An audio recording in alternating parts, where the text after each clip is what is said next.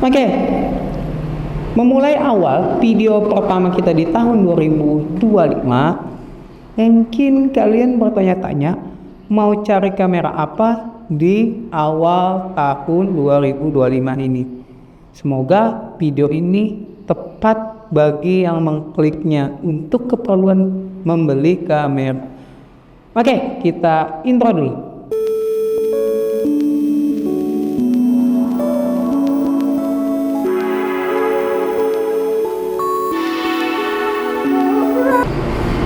Oke, sebelum kita memulai video ini, udah baiknya kita berbicara dulu dimana channel ini yang bernama Release Project ID yang sudah berganti nama Shutter Project ID, dimana tujuan berganti nama itu untuk memfokuskan apa yang minat konten, dan ditambah lagi sangat mengharapkan bagi kalian semua untuk terus mendukung channel ini agar berkembang, dan semoga yang subscriber yang lama juga tidak kebingungan dengan adanya ganti namanya. Oke, selanjutnya kita bahas saja ya, apa-apa saja sih yang rekomendasi kamera yang layak di tahun 2025 ini. Oke, pertama-tama ini beberapa step ya, kita bagi dari range harga di bawah 6 jutaan sampai dari 10 jutaan sampai di atas 20 jutaan. Oke, pertama-tama kita bahas dulu di range di bawah 6 jutaan dulu ya. Mungkin ada beberapa level di sini kita bahas. Di bawah 6 jutaan itu sebenarnya kebanyakan sulit loh menemukan kamera yang baru. Kalaupun ada itu cuman golongan action cam sama kamera mungkin type 1. Itu juga bukan kamera baru-baru banget. Di sini rekomendasi aku yang barang second aja. Kalau kalian mau mulai konten, biasanya Fujifilm X-A5 itu banyak bertebaran secondnya, atau Canon M3 itu worth it juga untuk dipinang untuk bagi kalian vlogger dan konten kreator, itu sangat worth it juga, dimana color science-nya itu matang, gak usah tapi banyak grading, itu Canon itu udah cakep dari dulu. Atau ini rekomendasi aku ya, bisa kalian ngambil Canon R100. Mungkin di sini ada kontra banget ya aku bilang Canon R100, dimana kebanyakan pembahasan Canon R100 itu banyak kontranya daripada pro-nya. Tapi di sini aku merekomendasikan dari harga 6 jutaan. Yang pertama adalah dia itu golongan kamera yang terbaru, yang kedua udah APS-C dan mounting yang terbaru dari brand Canon. Yang Canon yang dulu itu udah disuntik mati oleh pihak Canon mountingnya. Makanya untuk ketersediaan investasi yang jangka panjang masih dipegang kalau di bawah 6 jutaan itu Canon R100. Oke, selanjutnya kita ke level di atas 6 jutaan tapi di bawah 10 jutaan. Nah, di sini cukup banyak rekomendasi aku untuk perkameraan untuk keperluan content creator dan food blogger maupun berbagai hal lainnya. Untuk kalian industri kreatif itu masih banyak pilihan di bawah range 10 juta ini. Yang pertama, Sony GP Mark 1. Itu body only-nya udah turun, cakep banget, dimana itu setara dengan 6400, bedanya nggak ada viewfinder-nya. Oke, yang kedua itu adalah bukan Canon, Fujifilm X-T200. Itu sangat mantap banget untuk keperluan fotografer dan vlogger sama konten kreator yang seperti ini. Itu udah cakep banget, dimana Fujifilm itu terkenal dengan film simulasinya, itu pilihan yang bagus. Dan yang ketiga ini dari brand Canon yang paling banyak juga ya, selain Canon M50 Mark pertama, M50 Mark 2, itu kalian terserah aja, semuanya itu bagus pilihannya. Tapi aku sarankan lebih baik ambil yang terbaru aja. Tapi kalau memang mentok harganya di versi pertamanya, silakan, nggak apa-apa, itu udah bagus barangnya untuk keperluan foto, videografer, dan untuk vlogger udah cakep banget tuh Canon M50. Sisanya mungkin untuk keperluan condong ke video dan sedikit foto, aku ada rekomendasi juga kameranya dari brand Lumix G85. Memang tergolong lama kameranya, tapi masih diandalkan, dimana 4K-nya itu tidak cropping. Oke, kita bahas lagi di range harga di atas 10 jutaan. Sebenarnya di range 10 jutaan ini lumayan banyak pembahasannya ya, tapi aku ambil yang terbaik aja, dimana ini jatuhnya di range atas 10 juta, di bawah 20 juta itu banyak banget pesaingnya. Yang pertama, masih ada brand Canon lagi, R50, itu dengan kitnya 11 juta. Fujifilm yang terbaru XM5 itu harganya juga sekitar 16 juta dengan kitnya. Sama yang merekam ini juga Sony GP1 Mark II nya, harganya itu dengan kitnya 19 juta, tapi kalau mau hemat ambil body only nya sekitar 17 juta. Atau yang terbaru juga Nikon Z50 Mark II, itu untuk sektor fotografi itu tidak usah dipertanyakan lagi, bahkan untuk videografinya 4K nya tidak ada cropping, udah 60p. Itu rekomendasi juga. Dan mungkin nyari full frame tapi yang murah, tapi mungkin keluaran yang lama, Canon RP itu salah satu bagus banget untuk kalian keperluan fotografer wedding incarannya. Tapi untuk videografer 4K nya masih cropping, tapi cropping di full frame masih aman, cuman autofokusnya aja di situ yang sebagai catatan kurang mantap aja. Dan mungkin yang terakhir sini Lumix G95.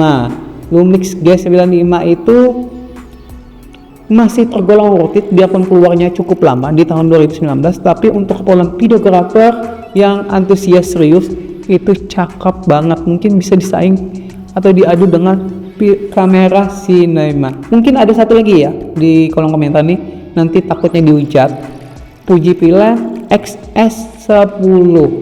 Alasannya aku nggak rekomendasi ini, lebih masih worth it-an di Fujifilm XM5.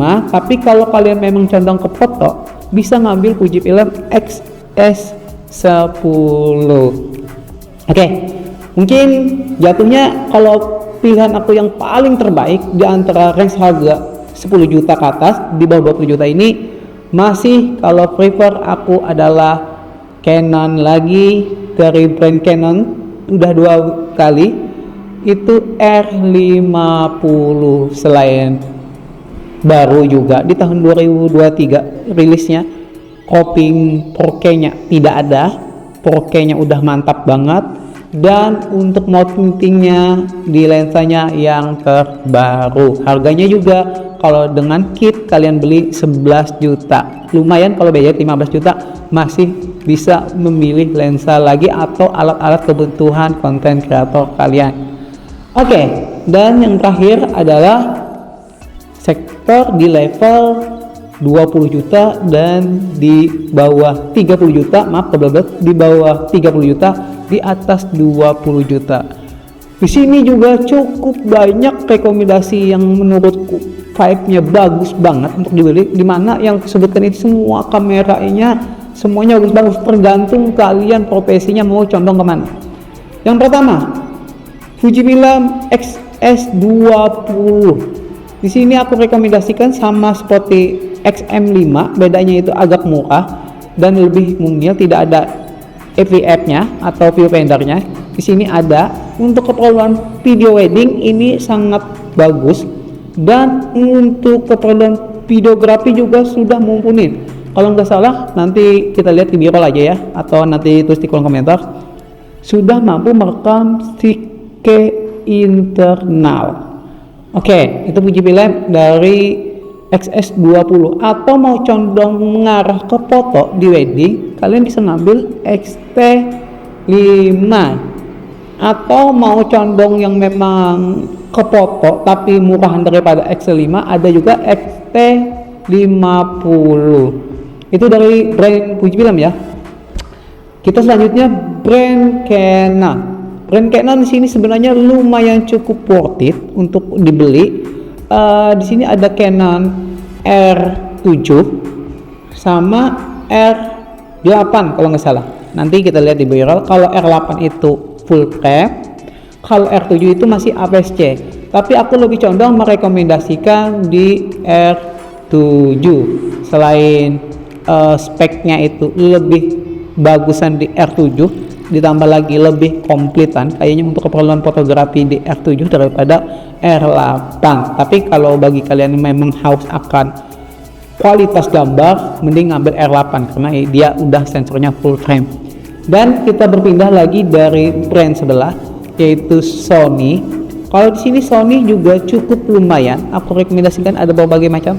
Yang pertama rekomendasiku adalah yang sering dibahas juga di channel YouTube ini, Sony 6700, dimana kalau menurut aku itu sangat pilihan yang paling bagus. Juga videonya sudah mampu merekam 4K 120p dan 60p itu 10 bit 422, dan kualitasnya sudah setara 6K tapi oversampling di 4K. Untuk keperluan sektor fotografi atau lewat, tidak perlu dipertanyakan lagi kalau masalah di brand Sony. Cuman sebagai catatan juga ya, di sini masih APS-C, makanya aku ada rekomendasi lagi yang satu, yaitu Sony A7C Mark II yang sekarang rilisnya 30 jutaan ke atas, sekarang udah turun di sekitar 27-an. Udah full frame, 4K nya mentok di 60p, 10 bit 422 dengan sudah kualitas yang spek paling terbaru. Itu cocok bagi kalian yang memang fotografer antusias sama videografer yang antusias. Itu sangat rekomendasi. Mungkin di range harga 20-30 kayaknya ada itu aja ya yang bisa kurekomendasikan dari brand-brand. Kalau brand Lumix ada tapi di atas 30, sama Olympus juga ada di atas 30. Dan mungkin satu lagi tambahan aja, mungkin kalian mau cari full frame tapi yang budgetnya di bawah 30, temanku juga baru beli, itu Nikon Z6 Mark II, tapi udah keluaran lama ya, tidak tua-tua banget juga seperti Canon RP. Oke, jatuhnya yang paling terbaik apa di range harga di atas 20 juta dan di bawah 30 juta ini, aku masih prefer di Sony A6700. Selain kameranya bertipe hybrid, bisa fotografi dan videografi, udah speknya cakep, dan harganya sekarang udah lumayan turun di 20 juta pas, dimana rilisnya itu 22 body only, dan sekarang 20 juta kalau kalian ketemu di e-commerce lainnya. Kalau untuk range harga 30 juta, bagiku semua harga di brand kamera yang ditawarkan itu semuanya bagus-bagus, tergantung keperluan kalian, mau di antusias fotografi maupun videografi. Dan kualitasnya kalau dari 30 udah cakep banget. Tapi kalau kalian memang carinya mending spek yang tertinggi, nah kalian aja pinta-pinta nyari untuk referensinya. Mungkin segitu aja ya dari video ini yang bisa ku sampaikan, semoga tersampaikan. Dan biasanya kalau kalian mau cari kamera yang baru, aku sarankan kalian cari promo di event Ramadan. Lumayan loh, diskonnya biasanya sampai 1 jutaan ke atas. Bahkan aku video kemarin aja di tahun lalu bikin di Ramadan itu sampai cashback atau diskonnya 2 juta lebih. Jadi saranku kalian kalau mau beli apapun, alat gear produksi, entah itu laptop ataupun perkameran, belinya di bulan Ramadan. Lumayan, 3 bulan lagi. Oke, mungkin segitu aja video kita yang kali ini yang mau kita bahas. Di belakang ada Bro Imin. Saya dari Chamberlain, izin pamit undur diri. Dan semoga di tahun 2025 awal ini mengawali kebangkitan channel ini. Dan terus dukung channel ini agar berkembang. Dan salam.